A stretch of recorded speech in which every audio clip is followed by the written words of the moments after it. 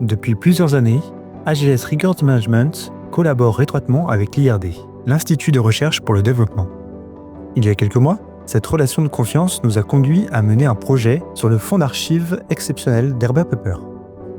Dans ce premier épisode, découvrez les coulisses de notre intervention sur ces archives remarquables qui ont profondément marqué l'histoire de la recherche ethnomusicologique. Alors, cette belle histoire a démarré grâce à un marché national que nous avons avec l'IRD, donc depuis quelques années maintenant. Donc, c'est un marché que l'IRD a passé avec nous pour répondre à ses besoins de traitement d'archives dans ses différents locaux de France, en fonction des différents déménagements. Et de ce fait-là, l'IRD nous a contactés il y a peu pour un projet dans son site parisien pour traiter un fonds d'archives, donc le fameux fonds d'Herbert Pepper. Alors l'IRD, c'est l'Institut de recherche pour le développement, donc c'est un établissement français à caractère scientifique et technologique. Il est ici pour permettre de développer la science, donc dans tous les domaines, au service du développement socio-économique et écologique des différentes sociétés.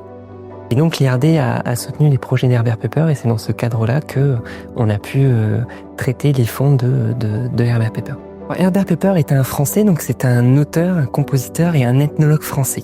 Au départ, on pensait que la prestation allait être assez simple, donc c'est-à-dire une simple numérisation d'un fonds qui nous semblait d'un petit volume. Après un premier contact avec l'IRD, donc on a conduit d'une visite pour rencontrer à la fois les personnes et visualiser le fonds.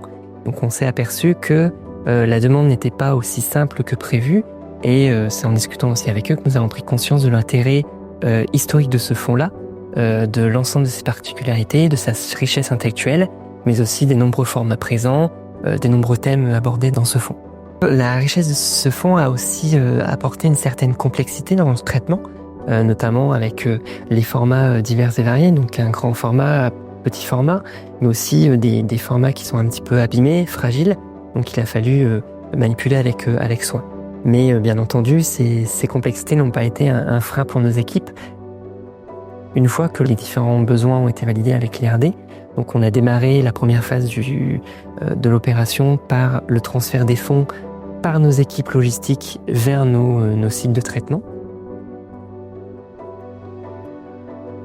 Mon rôle dans ce projet a été multiple. D'abord à la genèse du projet, donc avec accompagné de la force commerciale où on a fait la visite du fonds et on a pu quantifier aussi le besoin auprès des équipes de l'IRD. Et ensuite, j'ai pu apporter ma vision transverse sur l'ensemble du projet en alliant le besoin premier, donc celui de la numérisation, en les liant avec les besoins qui étaient plus sur le long terme, à la fois la valorisation et permettre la recherche scientifique à terme sur ce fonds-là. Mon rôle aussi était de réaliser les différents échanges avec l'IRD notamment, et ainsi de créer ces bases solides pour permettre à l'IRD à terme de mettre en valeur ce fonds et son patrimoine si riche.